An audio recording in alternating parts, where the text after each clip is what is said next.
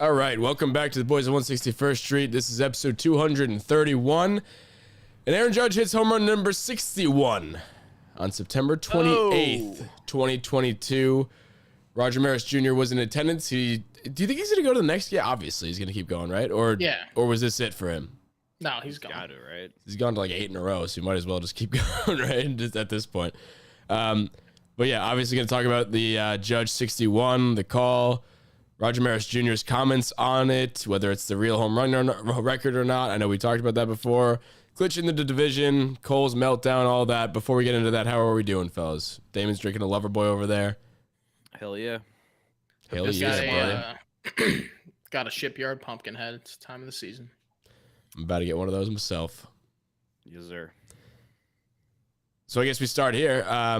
Before we get into the Judge conversation, we did post the playoff predictions by round by round, all the matchups. And unfortunately, if you listen to the episode, we had the Astros winning it all. We just went through round by round and we all voted. And the majority who voted on that, if it was 2-1, we moved on the team that got 2 votes. We only had 3 people on that episode. I think Damon was missing. But unfortunately, yes, the Astros, we had winning it all just because they are a good team. And that didn't mean that we thought that the Yankees can't win it. And we hope that we are wrong. And we said that. But in hindsight, that was a very bad thing to post on a Yankees fan page / podcast page because it was the day after we just clinched the division. And in hindsight, no need to put that negative energy out in the world. But nonetheless, I mean, I hope it doesn't happen, but that's what that's what we think is going to happen. This team does have a good amount of holes, albeit they are playing much better as of late, and they're beating good teams. The Blue Jays had everything to play for, and we played them very well in their house, according to Vladdy Jr. But yeah, lots of fun things to talk about, but just want to get that elephant out of the way, so to speak, because I know most of you are probably listening to just think that we're not Yankees fans anymore because we picked that, but that in hindsight, we probably should have left that out and just left it to the podcast because everybody who listened to the podcast got it too. So, and if you don't, I don't care. But Aaron Judge, 61. Immediate thoughts before, or should I start with playing the call and we could talk about the call? Play the call. Play the call. I'll set the scene for everybody. Yeah. Set the scene in Canada. 3-2. Drilled deep to left field. This could be it. See ya. He's done it. Number 61. He's been chasing history, and now he makes it. He and Roger Maris are tied with 61 home runs, the most anybody has ever hit in a single season in American League history. So I like the way he kind of said most home runs hit by anyone in Major League history in America. He like paused, and then he said, in American League history. So I think without even asking him, we know how he feels about the next question, which is, we'll get into that conversation in a second. But just opening thoughts, I did hear that the call, and it's interesting because when you have this long to think about the call, which he has had, and we were talking about, hopefully it wasn't on Apple TV and all that whole debacle. He ended up having to get the call, and he said about the last one, about Jeter 3000s, he had a dream, right, Murph? Yeah, it popped into his head in a dream, the 3000 with an exclamation point. He dreamt history with an exclamation point. Or history with an exclamation point. He dreamt that Jeter's 3000th hit would be a home run, and then in his head he made the call with an exclamation point, and then when it happened, he didn't think about it before, and then once it happened, it just came to him, and then he, in hindsight, was like, wow, that's really weird.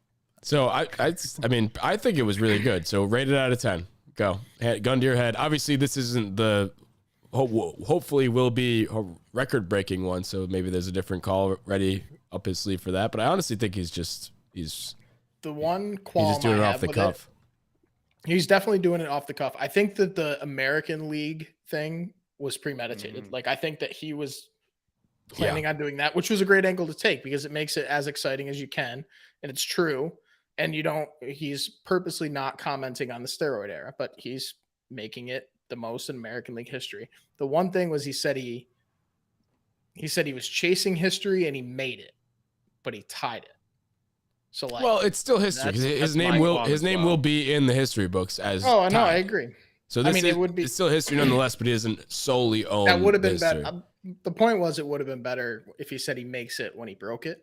Obviously, nitpicking, and Yeah. he was doing it off the cuff, which he should, and it was a great call. And we're gonna be listening to that for a long time, and we're gonna be loving it. Yep. So like, yeah, It wasn't a Jeter 3001 because that one was just perfect in my eyes. Like, But that again, one was, it's like, not the record breaking one, so it might be. Yeah, it's on the record breaking one. I give it an 8.2. yeah, I think that's right in the ballpark. 8-2. Yeah, I'll give it an 8-2. There was room for it to be better. We'll remember it for the moment. Let's play it one more time. Necessarily just for the call. Play it one more time, just to ring it in. One listen. Everybody knows the rules. One listen. Throw deep to left field. This could be it. See ya. He's done it. Number 61. He's been chasing history, and now he makes it. He and Roger Maris are tied with 61 home runs, the most anybody has ever hit in a single season in American League history. I think this. You know what I like it. I like they did that. You know what I will say though? I think he could have added more. Like the 61 years ago, like. Well, they all this probably got into all that kinda- conversation after and been like, I know, but I'm saying. Yeah, but like, here's the thing, if he was gonna say perfect, that- like that's what it would have been. If he was gonna say that, that would have been him overthinking it before, trying to fit it in, sort of. I think. Yeah, I guess. When he but said I love the it. best part of that whole call is this could be it, see ya, because it worked in his see ya, and Yeah. this could be. I mean, off the bat, I didn't know. There were that one I fly thought ball it was that got double. caught at the warning track. I think it was against Boston, like dead center. I thought that was out. I thought it was out by 30 feet. Thought it was gone. This one, I wasn't sure. Like the angle that it came off, like, low launch angle, it looked like it could have banged off the wall. Like, obviously it was an extra base hit, but I didn't know off the bat that was a home run. So I think that his, like, this could be it was really, Yeah. cool. Did I you think thought this it one was gone I thought for it was sure? off the wall. I did not think that was gone for sure. No. Obviously it went, deep, and it had what was it, 117 off the bat, but like Looked low. it was a line drive. It wasn't like a towering shot. No, it was Some a of his rocket. It was fly balls 117, but it definitely could have a just fly ball at dented the the warning wall. track would have Yeah. looked like more of a home run than that did. Definitely. Yeah. Like the one in Boston that I was talking about. Yeah. So do you think that, Judge finally got the monkey off his back and he'll hit the next one like soon after? Or because I feel like there was a lot of pressure on that one, especially being on the road. Obviously, like, and then I feel like the pressure built and built and built as more games there went on. Without a home run, he had 7 in between his last home run. It's the longest he's had all season. No, the longest he's had all season was like 9. Whatever it was. But like the more games that passed by, I felt like it got harder on him because the more games that went by, You could tell. the more people were tuning in. They were doing the cut-in broadcasts, and Michael Kay always said every time he came on, "Is like, if you're just joining us, that's because they were cutting in." We had that conversation last time, but They're also changing the balls. Like they're changing the balls. I don't like that. Like market, sure, but they're using entirely different baseballs. And the one thing I'm confused Well, about Gosman is if commented he on fouls one off, like, I mean, maybe there are certain numbers and the number matches up or whatever it may be, but you There could is, do yeah. that without, not that they're altering the baseball. But I think that's that's a what Gosman weird was thing. alluding to. I Did didn't- you see the yeah, Gosman no, comment? It was. And I don't think that they were juicing him because, I mean, I it hope didn't not. seem like it. Like that one against Boston, if that was juiced, probably would have gone out. That got caught on the warning track. But like, I don't know. There was something weird about that I just didn't really like. I didn't love it either. I don't know. Talking about if they're juiced or not, every ball that Judge hits gets out by. So with the exception of the last one, they'll get out regardless. So I don't think juicing really helps. It's not risk reward here. And also, the MLB doesn't necessarily have a horse in this race. Like if they don't need Judge to break the record. Like they're still getting the views as he's trying they to do. break the record. Like I don't think they want them to necessarily do. You know how Why? good it is for the game? It's not like Roger Maris isn't a person in the No. MLB also. I don't know. Of all of the things, the records that you can beat in Major League Baseball, the home run records Is the one. bring the most people in. People that don't care about Kelly's mom doesn't care about baseball at all. She was tuned in for, I don't know if she was watching last night, but like she's been watching a couple of Yankees games. Like so many people that passively care about baseball are tuning in to see if he'll break it. And especially the single season thing like this, and especially that it's a home run and that it's a Yankee and that it's the I would call him the face of baseball. We can have that conversation another time, but he definitely I is don't right think now. even that's a conversation. I don't think it's close We've had this that before. Certainly this season is So Yep. the value's there, and then they whether they want to prolong it so that they can keep getting the viewership, or whether they want them to break it so that they can market it that way. I don't know, and I don't think they're really changing the baseballs for that, but they have a horse in the race for sure. Yeah, no, I could see it. I just don't think they would do it because I don't know. I mean, I didn't think most people would do the cheating things that they did. I mean, the Astros cheating. I mean, in hindsight, I just don't want there to be a investigation that comes out 2 years down the line and it's like, oh, the record was another reason to tarnish a record and make it illegitimate, which is what all the rest of the records are. And that's a conversation we're going to have soon. But you want to talk about whether it's the real record or not. I'm not going to talk about that right now, but every other single season home run record, including Maris, has an asterisk next to it. Right. Except and that's that going back to Babe Ruth, because it was the steroid era, and then Maris hit it in game 163.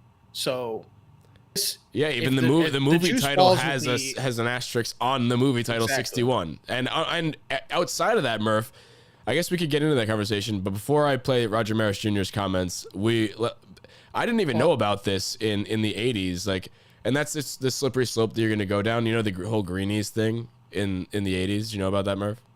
The greenies thing? With, like the amphetamines that they mix into their coffee, which happened. It was like a whole problem from the 80s and like the Willie Mays times to Tony Gwynn openly spoke about it in 2003. I know, among other things, but like if you're going to wipe away the records of the steroid guys, then you're going to have to wipe away another 30 years plus of people using greenies, because that was amphetamines and that helps you do everything as well. So.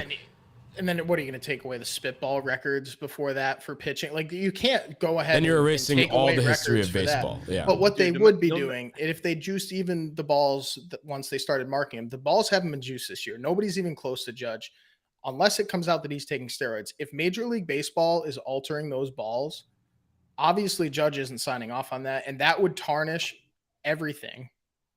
Like, that would be so bad and it's just disrespectful to Judge, honestly, because he's not in it. He's not in like the Houston Astros cheating ring. It's not everybody signed off on it. It would be like, because his balls, like we said, are going to get out anyway. So if it does come out that they were doing that, it's so bad. You know what would be cool is if it came out and it said that they were using also to prolong the race and he still did it anyway. That would be cool to keep the viewership going for more if it was going to nights. be anything. Yeah. All right, let me play the comments from Mr. Roger Maris Jr. That's what needs to happen. I think baseball needs to look at the records, and I think baseball should do something. I think it means a lot, and it's not just for me. I think it means a lot for a lot of people, you know, that he's clean, he's a Yankee, he plays the game the right way, and, you know, I think it gives people a chance to look at somebody who you know, should be revered for hitting 62 home runs, and not just as a guy who did it in the American League. He should be revered for, you know, being the actual single season home run champ. I mean, that's really who he is if he hits 62, and I think that's what needs to happen. I think baseball needs to look at the records, and I think baseball should do something. Now, first reaction to that, I can completely understand where he's coming from, because he's got, we were talking about horses in this race. His dad had the old record, so obviously he's going to be on the side of this, because he's basically saying that currently his dad has the all-time record as well, so more honor to the family type thing. So he's not going to be like, yeah, of course it's Barry Bonds' record. This is going to be the way he's going to react, and he was asked a question and he answered, so there's nothing, whatever side you're on, there's no fault of him like for thinking that his dad also has the record, which he might be right. We'll have that conversation right now, but I know we've talked about this a bunch, so I don't want to harp on this too long, because there are other things to talk about. But the one thing that we kind of alluded to before playing that is the fact that there are we'd have to strike all the records from the books, and that's just, and you know, I'm open to the conversation of saying that this is the record. Like, I'll hear people out, and at some parts of this argument, I'm on the side of this is the record, because, you know, he didn't cheat. He is doing it clean. And I think the argument starts and ends with the fact that we don't have to look at it as one's a better record or one is the record or one isn't.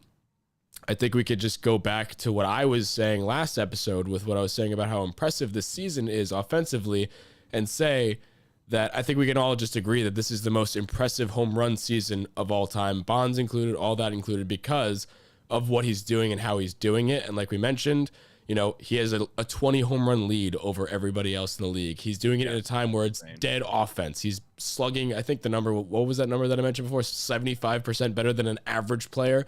He's like in the American League. It's like the amount of pitchers he faced. He obviously isn't taking steroids or greenies, like I mentioned before. I mean, just the amount of pitchers, how far pitchers are going into games. What was that? He's got 3 more WAR than anybody else. 3 more WAR than everybody else. The amount of pitchers that he's faced. He's never faced a guy. Imagine he faced. I know we've already talked about that article and we've dissected it, but I want to bring that back up because, I mean, the amount of pitchers don't go deep into games. Like, imagine Judge faced a starting pitcher 3 times in one game. He probably has never done that, or the number was very small. Yes. I know the number was extremely small. I remember we talked about it, but I mean, I just think it's crazy, and it's a time, like I said, where pitchers seem to have an advantage. It's just, I think we'll get into whether or not it's the record or not, but regardless of the way you think on that, this is more impressive in my mind than Bonds doing it or like Sosa doing it or McGwire doing it, because like I said, and I think this ends it too, is that Sosa had 60 home runs 3 times. And I've said this before, it's just the craziest thing. And he's never led the league once. That's just a tale of the time. And Schwarber has 40 home runs and Judge has 61. And who knows where he'll end. But it's definitely the most impressive home run season. Will go down as one of, if not the best offensive seasons we've ever seen. However, like in terms of like the overall record, like, listen, since baseball's been around, there's been some obstacle in every single era of baseball, like no matter what. And then where do you draw the line? We're just talking about that. Where do you say a record counts or doesn't count? And like, I'm not here to say that the steroid era doesn't count. I think it does. But with that being said, yeah, I think the season Judge is having is way more impressive. And that 60, it's the fact that Sosa had that 60 home runs 3 times. The fact that when Bonds hit 73, there are still people who had 60 home runs, and the fact that Judge has 61 and next highest is Schwarber, was 20 behind. Like that to me just is the highlight headline of why this season is so much better than anybody else's. And he might win a Triple Crown on top of it. Like, yeah, he might fuck around and win a Triple Crown. Like that, it's unreal what we're seeing right now. However, in terms of like records, I think there's no right answer to where you draw the line.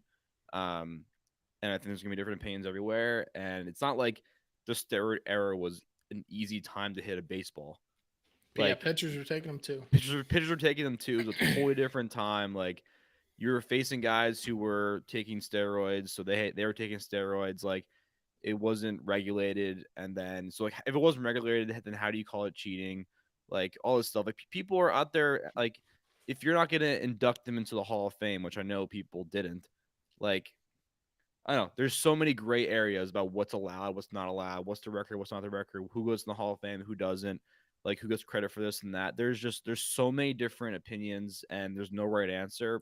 And so, maybe that record's never going to be broken, and it probably won't, but it's that record for a reason. I mean, Bond, who's the second highest during that season when Bonds hit 70 during that season?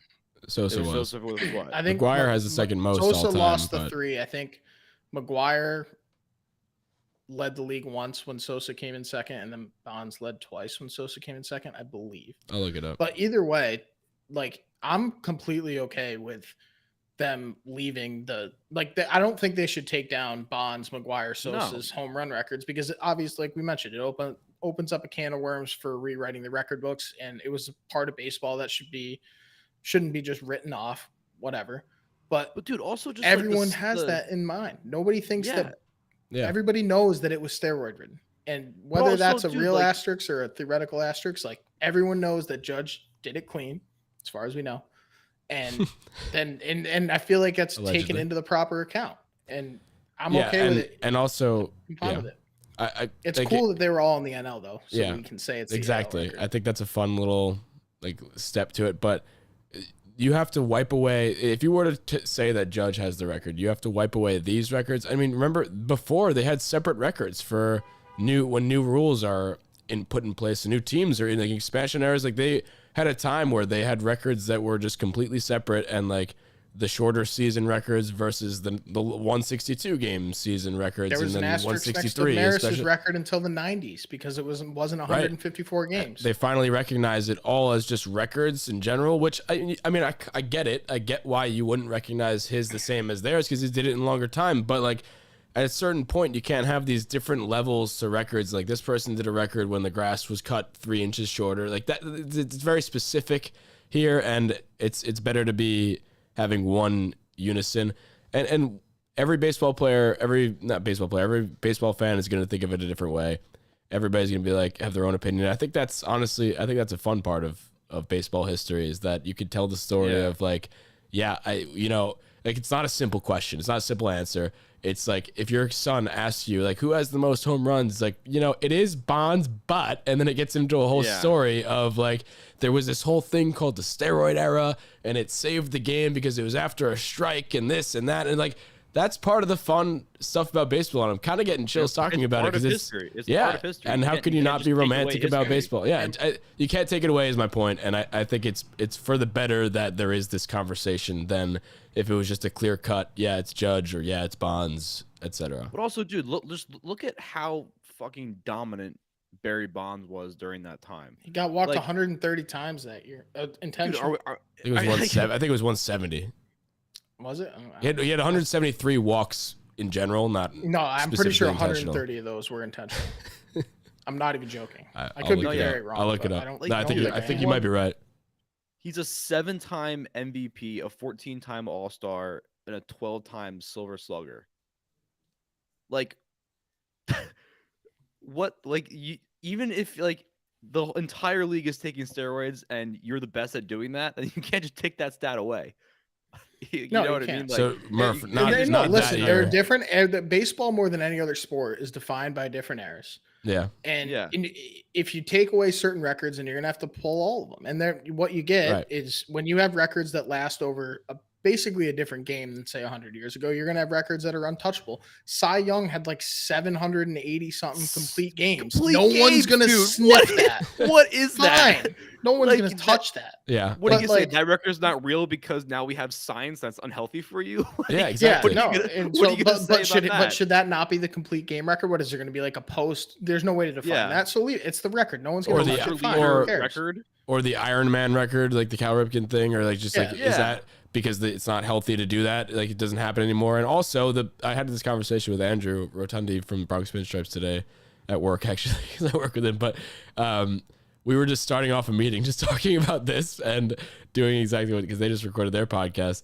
But he was like, his stance is very for keeping the steroid era there. And I was playing devil's advocate, but he was like, it's going to get to a point where if you start stripping records, you also have to start stripping titles for those eras too. And you can't just like pick and choose now, because now you literally have to take away everything. And I know everybody was in on taking away the Astros title because that was inherently just cheating to get wins, not like specifically individual accolades or whatever. And it was the whole team. And you don't know who did the steroids. That's you don't know who did all that. And I know that's a different thing. But I'm just saying you can't, if you do take away records, then you're kind of just eliminating that part of baseball from the history books, and you have to remove then you're removing like, oh, who won, like again thing, like if your kid asks you, oh, who won the World Series in 1998, it's like, no one. Like it's somebody won, and it just, I think the records count, but I think it's fun when you have the conversation. But it's a good part about baseball, man. With that being said, Judge has 61. I kind of wanted to get to this question, but now that monkey's off his back, do you think he does it soon after, or do you think because there's a world where I do think there's a huge sigh of relief, because he will at the very least be in the history books, because if he didn't get this one, like then he just all of this is for nothing. And that's the pressure, I think, is that like, Stanton had 59, nobody fucking cares. So like he's at least eclipsed 60 and now tied the record. So I think do you think he's gonna do it soon?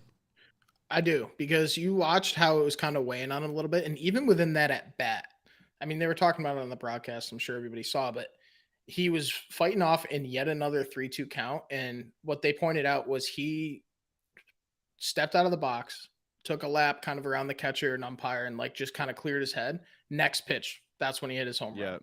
And I think that that's sort of symbolic count for too.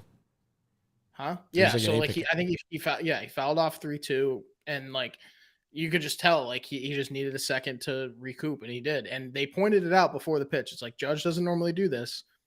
He's taking a second, getting back in the box, whatever. And then literally the next pitch, it goes out. And I think that that's kind of symbolic of what it is in general, is that, all right, it's off his back. He has a second, he's an off day today to kind of let it sink in, recoup, go back. And I think he's going to do it, maybe not tomorrow, but in the Orioles series.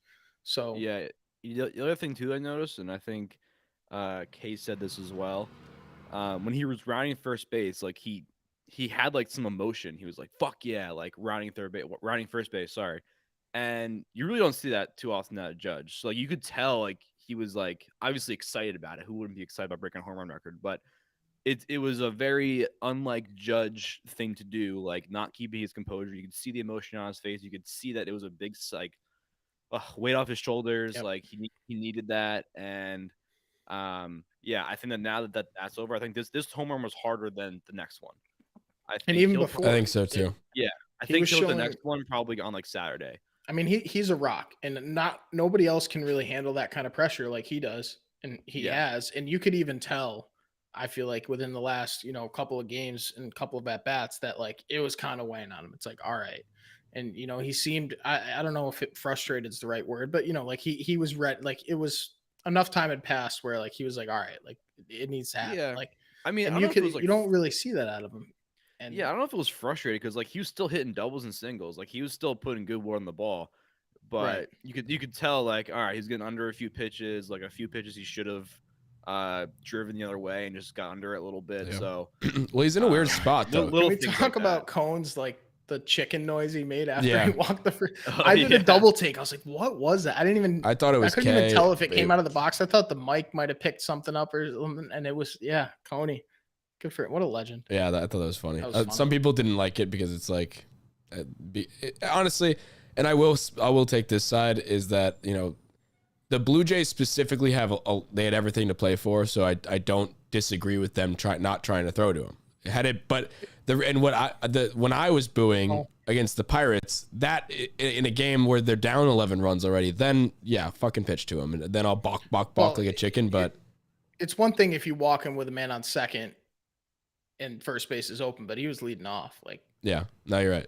And one thing I wanted to say back to the pressure thing, I think the pressure was building back up as well with Judge because of that fact that he's not getting pitches. So it's like, it's coming to a point. It's a double thing here too, because he's also trying to win the Triple Crown. He's not. You can't tell me that he's not. He absolutely is. He's trying to get wins for his team, and we were in a time where we needed wins. So he's not trying to expand his zone. I know we're having that conversation about, and he totally was not. And you could see that obviously he walked 10 times in 3 games. He got punched out on. That was low, and that was he was taking close pitches. He was taking awesome pitches, like very good at bats. Never used to take those. That was the biggest difference between his previous years and this year's, especially in terms of batting average and on base, is that he's laying off low changeups in 2 strike counts, and they were still trying to throw it to him. And even with all this, you already clinched the division. You could see him I think they said it. When do you start just free swinging, trying to go for it, not trying to work a walk? You've clinched. He didn't. He took the same approach that he has all year, and it worked out. Do you think he eventually would have expanded his zone? I think he would have. No. Like, if there was 3 games left, I think he would start to expand his zone. I think anybody else left. I don't think. No, because think about it. If you start free swinging, if you change your approach right before the playoffs. That was what O'Neill was saying. No way. That was what Paul O'Neill was saying. No, you're right. And that's like the argument that people say not to do the home run derby, but to a way bigger degree, because it's the day before the playoffs would start. And also, like, you're changing a very big part about your swing, and the whole reason why he's leading the Triple Crown right now is because he has that eye, and that's the best part. That's why he's having such a good season. That's why he has so many home runs. It all bleeds into the same thing.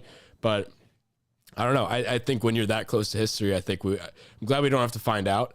But I think a lot of other people would, but not Judge.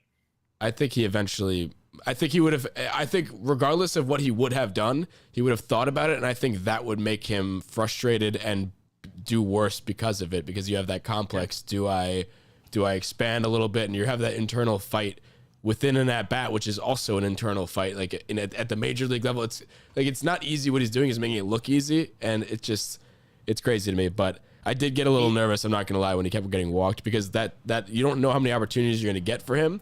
And he doesn't want to expand the zone. So like he was getting like 1 or 2 pitches a game that he could take deep. And if he misses it, then it's like, okay, there was my shot. And he missed a couple. He did.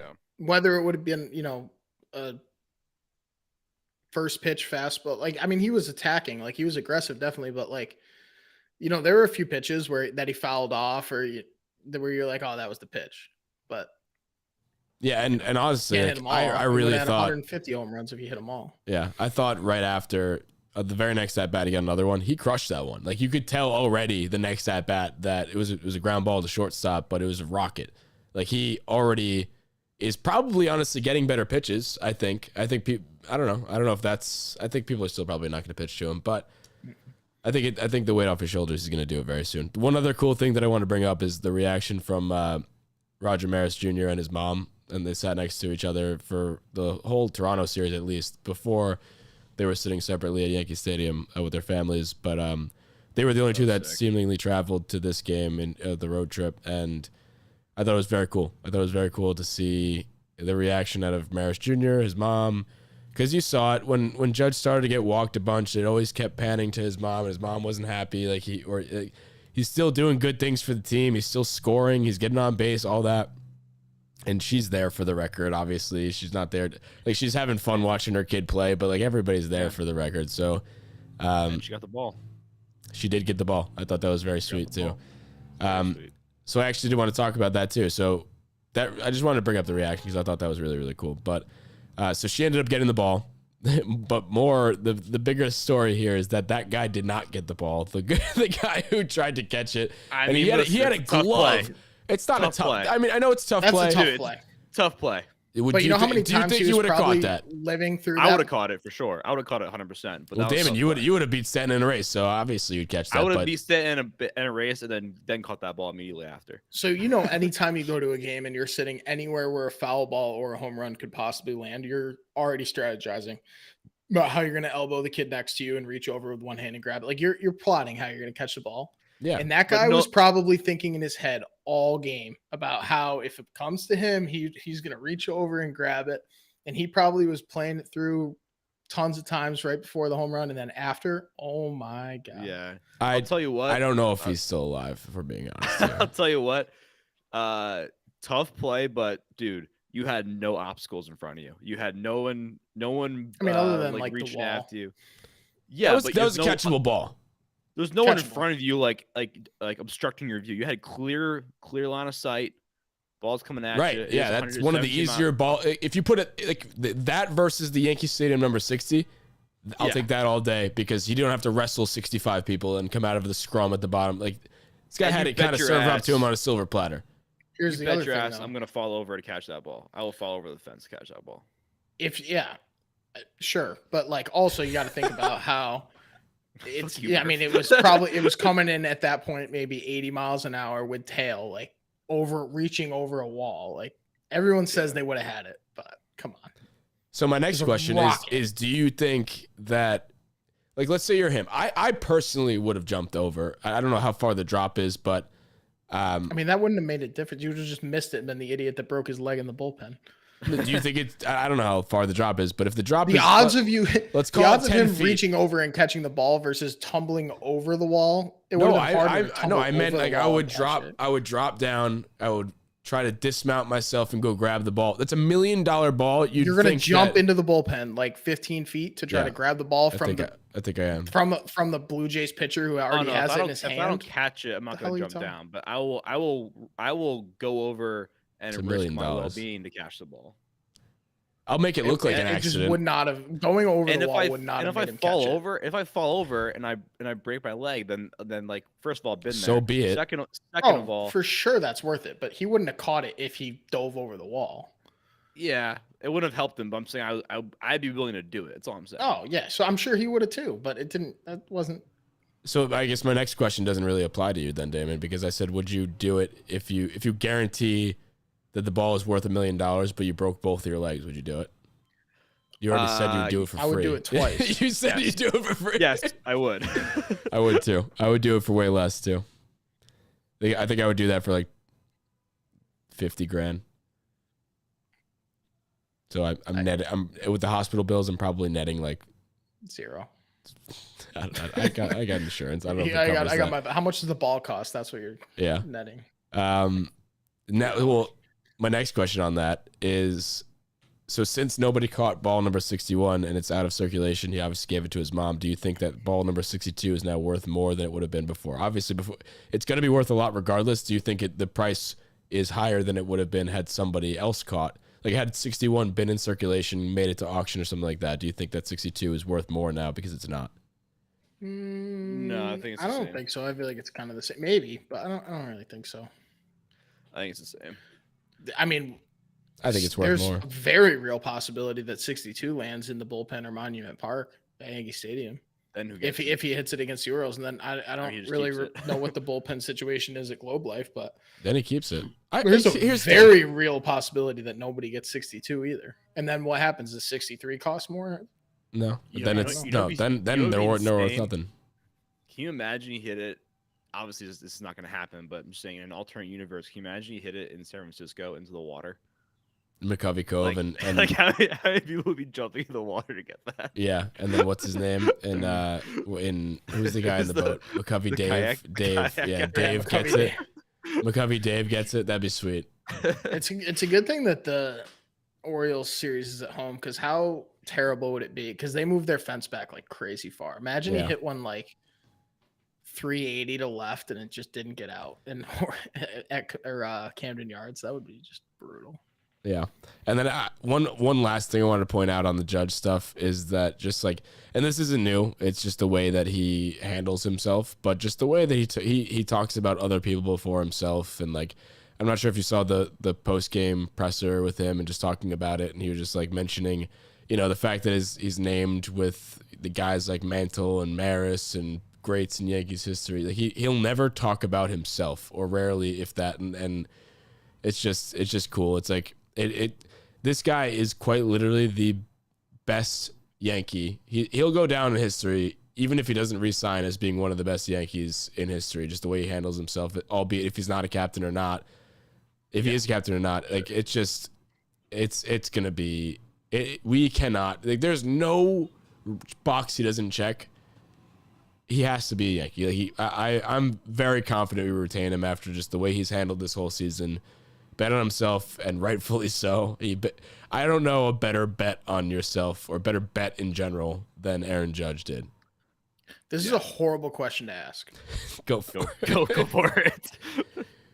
Say we get him back on a blank check. I think it's going to be a shit ton of money, because if the Mets, especially a good lose guess. DeGrom, they're going to throw him anything, and we're going to have to match it. And he has all the leverage in the world for a huge contract, right? And think back to preseason, what we were talking about, and the sort of we were saying do whatever it takes then, but we didn't know this was coming. If we bring him back for some astronomical contract, if he doesn't play well after that, how quick are Yankees fans to turn on him? Not quick at all. I think the way he handles got himself, time. he's such a likable person, and that's just like that's what he's built for himself. I think it's not like a Stanton thing. Like, let's say Stanton had this season, and then we gave him a boatload of money, which he is earning, and like, he's a lot quicker to turn around, and he's a different player than Stanton on and off the field. And for that reason, I'm not saying that they won't, because at some point, let's say he just shits the bed, and obviously, let's call it this: if he had the season that Stanton had this year, injured for most of it, ends up batting 200. The last 42 games, he's been batting 149 with a 57 WRC plus, like all that. I still don't think that Yankees fans would boo him, because they aren't even booing Stanton right now. And Stanton, So you don't think there's really any situation where No, I don't think so. he gets booed within the first year of a new contract, no matter. No, because I also don't. I don't see him. I don't see it being a possible scenario that he is bad enough, because there is a situation where he gets booed. So if he bats fucking like 100 for the, like, that won't happen. So I don't see, like, yes, Murph, if he bats 100 and he plays the whole year or half the year and gets hurt, like, I still don't see it. Or at least maybe I'm giving Yankees fans more credit because there are some that are shitty, but like, I wouldn't, if that's your question. But I could see. No, I wouldn't either. That's what I would hate to see, is that, and then Unless he you plays could throw like Aaron injuries in there Hicks, too. Like, then I will not boo him. I've only booed one player in my entire life, and it was Aaron Hicks. Yeah, but Aaron Hicks never hit fucking 61 home runs and got a triple crown like that. That's what I'm but saying. Aaron Hicks also never got paid $50 million a year, and not that it's going to actually be $50 million. Probably It could be. maybe. Who the hell knows? Murph, you're right. Murph, you're right. It was a stupid question. No, I didn't say it was a stupid question. I'm saying it was a bad question because I don't know. I would hate to see that happen. And I also think that if he gets re-signed, he's named captain for sure. Has to. Not I a mean, I don't question. know what Has to more be. he has to do to be captain. And like, He needs to sign a contract. That's the only. That's what he has to they do. need to That's the only thing. guarantee that he's there. Yeah, I guess. I don't know. I can't see him being booed. Me neither. I this is what I hate to say. I feel like there is a circumstance where he could theoretically do bad enough to get booed within the first year of a big contract, even after the season. Yeah, I think you're right. I just think that there's no way he, like, playing at the level he's playing at, defensively, offensively, all that, for power, contact, everything, and the way he speaks off the field, like, there's just, that would be the biggest catastrophic drop off in talent I've ever seen in the history of sports. Like, it just won't happen. He's Well, there could be. he's in his prime now. Like, yeah, injuries, but I don't think injuries would warrant him being booed. Well, like the nagging one. Like, I don't think Stanton's fully healthy, and I think that's part of the reason that he's not playing well right now. Like that's something, I don't know. Granted, also This is the narrative too much. no, but the narrative honest can conversation, change. This is the last thing I'll say. The narrative can change and will change slightly because he's no longer the homegrown poster child. He still is, but you add the amount of money now we paid for him, because we haven't paid much for him recently, and I think that's leads to the lore of Judge, and the love for him is that he's really not making much, and he's giving you all this. So $20 million. now he is, but like more than accounted for. We're now still, he is we're gonna, for if his we career. re-sign Though, him, we're paying for this year. yes, Retroactively. I know. I'm just saying. I think he never really was the Stanton, like, or the Cole, like, oh, we're paying this much per strikeout, and that's why people get angry. It's like we never really paid much for him. So the Yankees clinched the division against the Blue Jays the other night.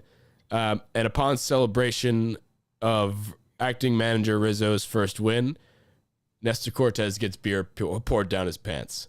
So Yes, I wanted to open this up as a just and open the investigation, because obviously all we saw, and if you've seen the clip, if you haven't seen the clip, go check out our Instagram. We posted the celebration, and all it was somebody opened Nestor's pants and poured some Bud Heavy down his pants.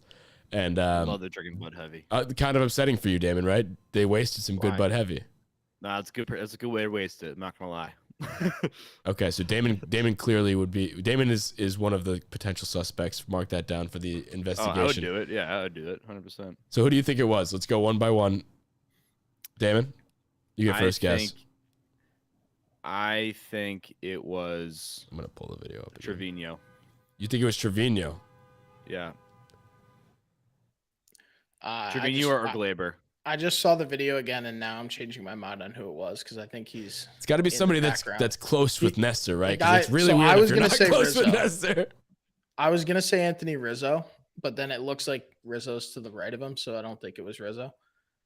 Rizzo is to the right of him. Yeah, no, Rizzo is to the right of him. Sleeper pick, JMO. JMO's on our side too, I think. Oh, was he? I didn't see Could have JMO. been a pitcher. It could have been I a pitcher. did Yeah. I think it might be JMO. Garrett Cole. Garrett Cole's a Dude's a clown. I weirdo. can see that. He seems Garrett into Cole is that kind of a thing. weirdo. No, I'm just kidding. Which Yeah, I is feel like better. he's super serious all the time, and this is like his way of just like trying to be fun with the friends, and he like took it a little too far. And it's like He's his just like it's the- his he's first just like time a having drunk fun. uncle. Yeah, it's his first time Someone having text fun. Chandler and see what he thinks also while we're talking about this, because I want to see who he thinks it was. But sneaky pick also. It's Garrett Cole. What if it was just like Matt Blake? Wow, that would be funny. Like we're all thinking players. I don't think it's Matt Blake. No, this guy, I don't know. He's got goggles on. Is Matt Blake in the celebration area with the goggles on? I don't know. Nestor seems to like it, honestly. It just it's a little weird. What do you mean he seems like you can't even see his face? Yeah, you're right. I don't know. I'm just making that up. And It's you're not covering Sten. alcohol everywhere. Sten is Like, in this video. I wish we had an extended cut. Stanton, Judge, and Rizzo are out. Domingo he's out. Domingo, yeah, in the video Who's as the well. other one in there next to Domingo? The arm I can't is really tell. a light tone, skin tone. I think it's a white male. I think that's fair to say. Suspect is a white male, roughly I- 6'2". Dude, I'm telling you right now, This if isn't Rizzo- helpful. This isn't helpful, but he is taller than Nestor. Most people are, but he's definitely a head taller. You could see like a little bit of him. If Rizzo didn't have an alibi, I would bet my life savings. That it was Yeah, Rizzo. no, I would too. And for what it's worth, he did it with his right hand. Is he a righty? I think so. Could it be Higgy? I think a lefty would have done it with their left hand. It could be Higgy. Higgy? Dude, I'm I'm gonna stick with my JMO claim. No, I think I it's think Cole. Jam was actually. I feel like it's got to be a pitcher. I feel like there's Yeah, enough they got of a that line pitcher. between pitchers and position players where a position player might not be on that comfort level with Nestor. Chapman said Zach Britton. I don't think that's the answer. Here's Left the thing hand. too. No Left-handed. sleeves on, no tattoos. I don't know. I think we can Clean-cut end this here, but I think shoot us a DM if you think you know who the culprit is here, because the investigation is underway. I think it's Garrett Cole though. Want to talk about Rizzo being acting manager for a second, because he was a low key. And Glaber. Don't forget Glaber. Glaber too, but Rizzo had the watch. He was doing the whole. He had the Boone outfit on. I thought it was so funny. He And tried to take Boone's seat on the bus. did he? Boone watch sits in killed- the the same watch spot killed me. every bus on the way to the stadium. And I guess Rizzo tried to sit in his seat, but it didn't fly. I just thought he wasn't really even like joking around. He like kept a straight face on the entire time. He was looking at the lineup card. Like, Do we think he's a future manager? that's what my next question was. Do you think he was taking it seriously because of that, or do you think it was just that was part of the fun? Is that I don't know. You were just But kinda I wish joking around Rizzo with how was a serious career he was. Yankee so bad. Like, I know I live Rella, next you to can him. tell us that I got you're gonna bagels go with to a him. bagel shop in a second, but like, I, hold that thought. I wanted No, to like so bad, seriously, and I did. as the locker room guy, he's the ultimate locker room guy. He and Judge, and they're best friends. If so- I'm ranking people on the Yankees to run into at the bagel shop, I think I'm going to be honest. I think Rizzo's on top of Judge on this one. I think it's- Yeah, I'd rather meet Rizzo than Yeah. Judge. And I will say this too. I'm upset. And I didn't really tell this story on the podcast, so I'll open this can of worms again, of course, because it's fun. This is one of the better moments of my life recently. It's kind of sad to say, but it was kind of fun. But so they called his name, and so they called out Anthony, and then he went in, and then they called my name while he was on the way out. So in the doorway, because you wait to get your bagel on the outside the shop. So in the doorway, me and him walked by, like right next to each other, and I croaked that I didn't say anything. I should have said, "Hey, nice shot last night," because that was the morning after he hit the home run against the Red Sox. So, but yeah, I think top three people in the world to run into at the bagel shop. I think Nestor's up there too. Yeah, and I think along those lines, I think Nestor and him are two people that are not as recognizable.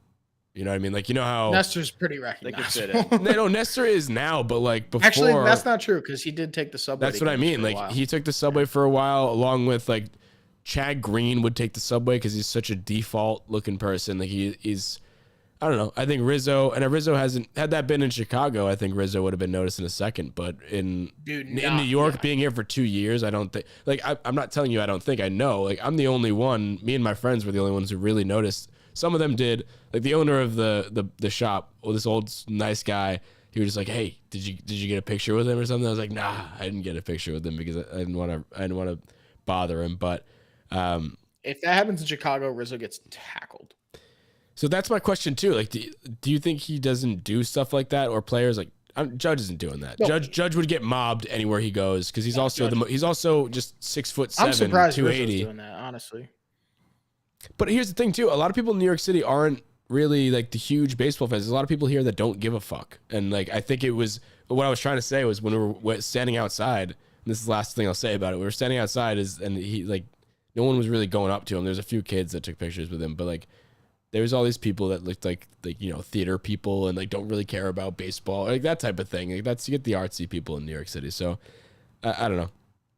I don't think he gets mobbed as much as you'd think. Definitely a frequent at Milano Market there, Damon. Yeah, for sure. And just something that I wanted to say about just clinching the division. I know we've been down on this team at times, and it seems like people on social media think that we hate this team because of the playoff prediction that we posted. But just something I wanted to point out is throughout all the ups and downs, they still won the division by, it's 9.5 games at this point, but around 10 games when it's all said and done, hopefully.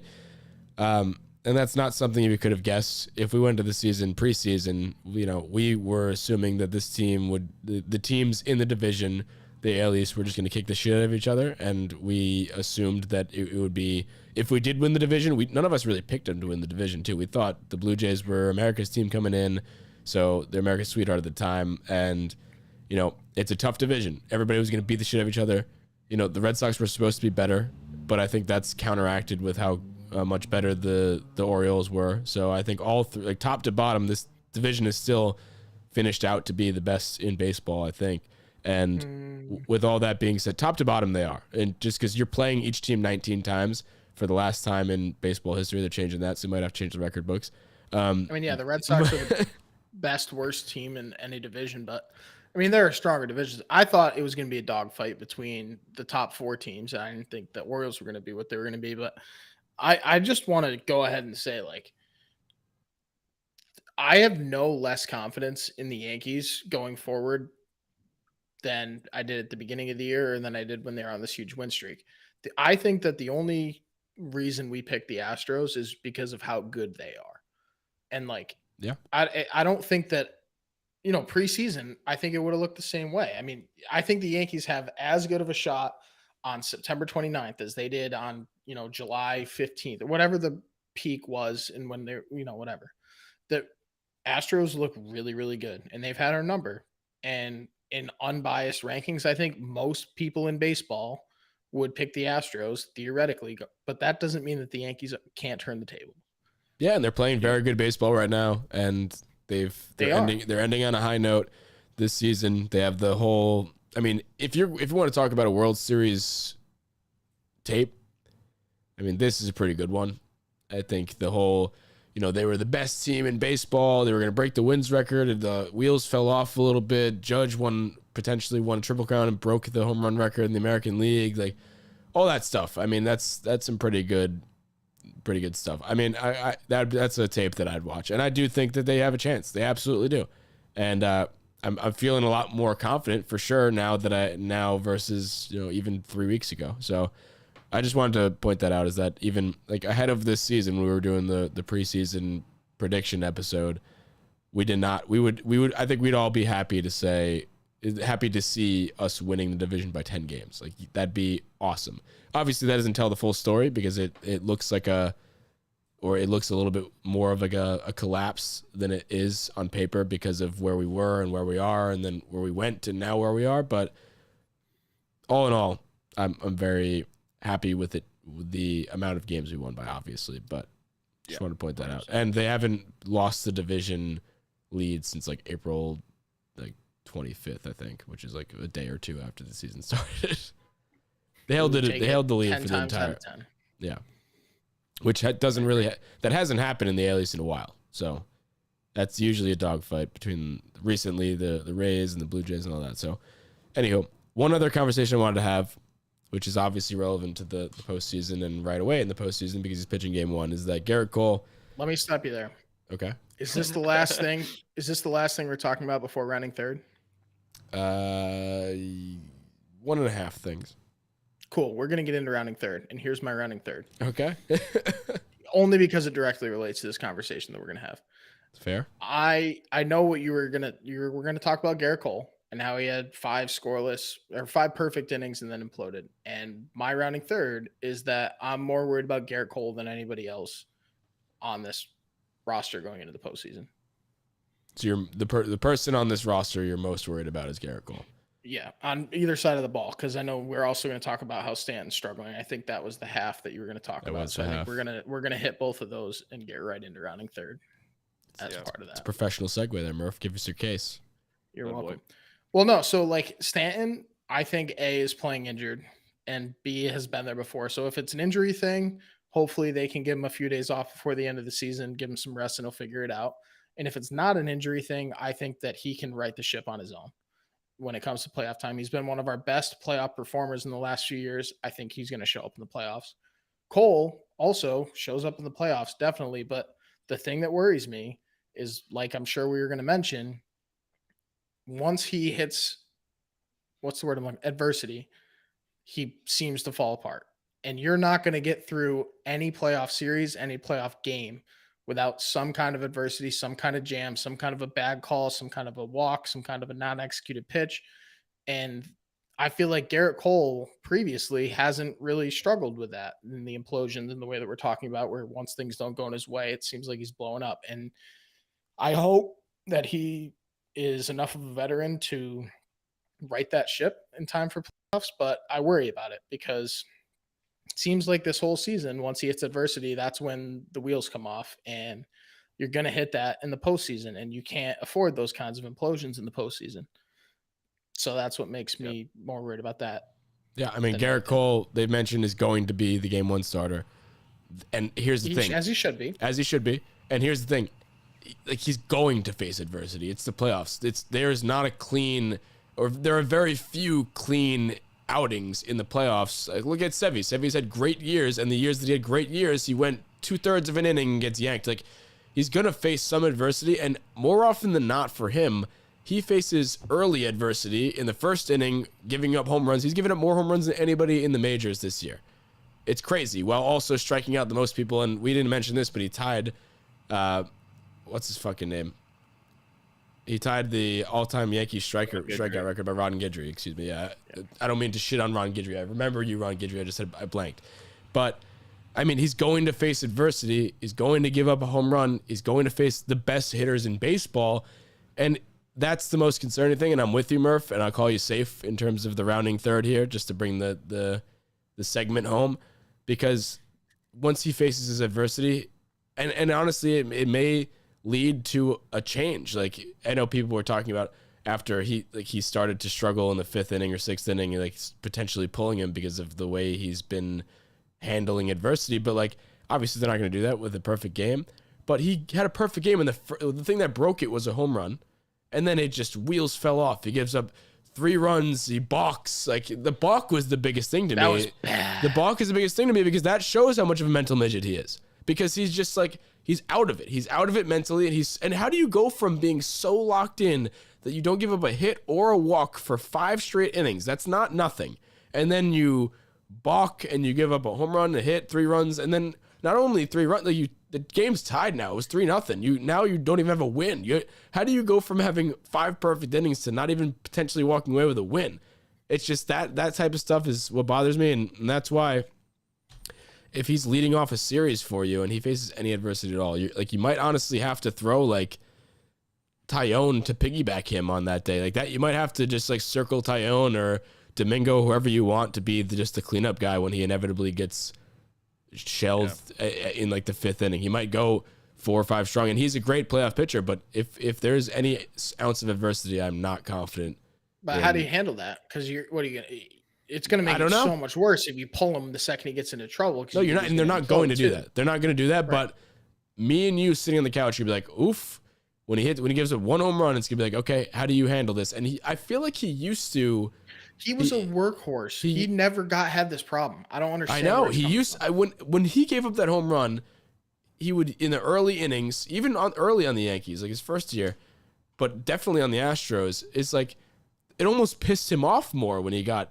Like somebody got him. Like and it gets better. And then he tightens up. You woke the bear. You poked the bear. Like all that stuff. And that's just he's just completely unraveling. And I don't understand why. And it's going to be a problem. Yeah, it's not like he's never been giving up home runs before. I know he's like doing it a much bigger clip this year than normal, but he's always been that power strikeout pitcher. And if you barrel him up, you're going to barrel him up. And that's just the way he pitched, and it was effective. And I don't know what the difference is this year. I don't know if he's not executing pitches the way that he is accustomed to, and that's that if there's some sort of deeper thing. Like, I don't think it's as simple as he can't recover from a walk or a home run. I think it's more pitch to pitch. He's not finding what he what he's looking for, and that's what's kind of getting to him. I think he's also But- second guessing his pitches too. And well, yeah, that's what the balk came from. He didn't like the pitch, and he didn't know he was going to try to make a move out of it, but it was too late. That's what it looked like to me, anyway. I don't know, but it's something, and it's something he's got to figure out before the playoffs, because he's a top 3 playoff pitcher in Major League Baseball when he's on. And we knew it. And also looking at the people on this roster, if like that's when you compare, like Stanton, yes, I think Stanton will be fine and he will turn it on in the playoffs because he just does that. I think if you're gonna pick anybody, if you circle them, like as a Yankee fan, who do you think we need to have on in the playoffs more in terms of value to this team? And like, I think Cole is higher than Stanton in that respect because we can put up runs elsewhere. Definitely. And you know, if he does that, if he blows up, and like you can only score so many runs against the good pitching that you'll face in the playoffs. I think it's more so like just making sure we clean up the damage. And if he gives up a home run, it's not a big deal. Like it'll happen. You're going against the best, like Yordan Alvarez, who's currently hurt, but like guys like that in the playoffs, the best hitters in baseball. It's gonna happen. It's just how do you deal with it is what makes a good playoff pitcher, or a good pitcher in general. So hopefully That's he why I'm can. gonna call you safe too, Murph, because I think he's probably the most important piece that hasn't come together yet for the playoffs, and we 1000% need him to come through. Like there's absolutely no doubt about that, and If he doesn't, that's we're why fucked. if Good he doesn't, thing we're is fucked. That's why you're safe. The silver lining and the positive spin I'll put on this before we move on is that the stuff is there. He threw 5 scoreless against one of the 5 better perfect. teams that are going to be in this playoff bracket, and he can do it, and we know that, and he knows that. So hopefully was it's against just the a Blue mental Jays, too. quirk. Right. Hopefully it's a mental quirk that he figures out, and at least if he was dropping velo or spinning in sliders, like if there was some mechanical problem, I'd be a little bit more concerned than I am. But Or like walking a bunch of people, or which he did Yeah. walk some people. yeah, but after. Yeah, you know. after It's after once the a- incident. Yeah. So So I guess that kind of covered the Stanton stuff, but like, so I'm not as worried about Stanton, but it's worth addressing that last 42 games. Is that a big sample size, Murph? yeah. I'm gonna start doing that. I'm gonna say whenever I bring up a point about somebody's stats, before you even read the stats to you or tell you the player, so you can have no bias at all. I'm just gonna say, hey, is 15 games a big sample size? You'll say no, probably not. Probably. 42 is. So in the last 42 games, 149 batting average, 242 on base, 296 slugging for a 539 OPS and a 57 WRC plus over the last 42 games. That ain't good. With one kick-ass grand slam. One kick-ass grand slam. So That's it. on a I thought level, that on was a going to get him scale, going. That's why I mentioned it. It yeah, hasn't. on a scale of 1 to 10, how worried are you about Mr. Stanton? 7-3. It's pretty A worried. little lower. I was gonna say like a 5-2. I I mean, think he's. So I think where are he's you at fine. with Cole He's then? lower as- Because you were more worried about Cole. yeah, I'm probably at Oh like my God. I'm still below an 8 with Cole. Like I think they could, but higher than Stanton. I maybe 7-8, 7-9. I don't know, but yeah, I agree with that. I think that Stanton is a worry because, like you said, large sample size, and he's not really hitting anything. And I mean, correct me if I'm wrong, but you just said his OBP is under 300. So, and his slugging's under 300. Over the last 42, he's got a 242 on base. So, I mean, like, that's bad enough where I'm worried. But I think he can still right the ship, and hopefully he catches fire and busts right out of it when playoffs start. But Yeah. the reason that my concern is so high is because I think it is injury related. I don't think he's fully healthy. And Well, if yeah, you go into the playoffs and he's still not fully healthy, then he's going to continue to struggle. So that's where I get 7 instead of 5. If I knew he was healthy, then I'd give it a 4 or 5, but I don't think he's healthy. right. And I mean, yeah, lucky for him, he's going to be DHing, but he's currently DHing and he's doing this. So injuries do matter when you're DH. But anywho, you want to get into the other rounding thirds that we got from the listeners? We asked for them on social media. Let's see what we got. Usually we get some good ones. So, Damon, you want to start us off? I know you were looking at them. Got a few. One of them was I'd rather beat the Astros in the ALCS than win the World Series, which is insane hot take, but what do you think? I don't know. No, I think Really? the answer is no. I would not rather beat the Astros than win the World Series, but I would like to beat the Astros. What are you saying really for? What would you prefer? Win the World Series? You fucking Yeah, that's what I was saying. But I was okay. giving thought to the Astros thing because it's not close, but it is large. Like I would like to beat the Astros. Yeah, me too. It's more frozen. Maybe. Yankees beat the Astros in the ALCS. Donaldson ALCS MVP. Book it. No, but We talked about that though, like a couple months ago, like how Donaldson could be a Donaldson could be an X factor, but low-key X factor. Not well, recently, no, but we said because if Donaldson starts playing well, that's an area that has been, and he has been playing well recently. That's an area of the lineup that is a hole. So if that is no longer a hole, then yeah, we'll beat the Astros no problem. And if he's producing like that, like he can, this could happen, but like he could totally be that guy, and he's done it before. He's won an MVP. There's no reason why he can't, but I don't know. I just don't. I think Carpenter's going to be that guy. I think he's going to be my ALCS MVP. a lot of Astros hating here. So a lot of repetitive, just fuck the Astros. We're gonna beat them, which is great. Love that. I think the last one here that is worth talking about is Tyone's gonna pitch at Cy Young caliber this postseason. I hope so. He did pitch well last time. Didn't he go complete game? Yeah, pitched very well. I don't know if it was a complete game, but he pitched It was very, close, very well. and he pitched very, very well. He got the belt after the game. I mean, again, he's similar to Donaldson in my mind. That if he's an area that if we can have him step up in that spot, then he'd be like Donaldson is in his own spot. If a guy like that, it just shows how much depth we have if they're right. Yeah, I could see it. Another one that I saw was if the Yanks play Seattle, the season's over. We were talking about this in the playoff preview episode.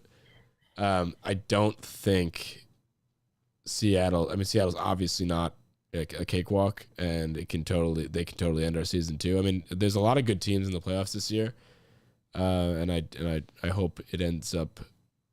Like I'd rather face the Guardians than face the Astros in the first round.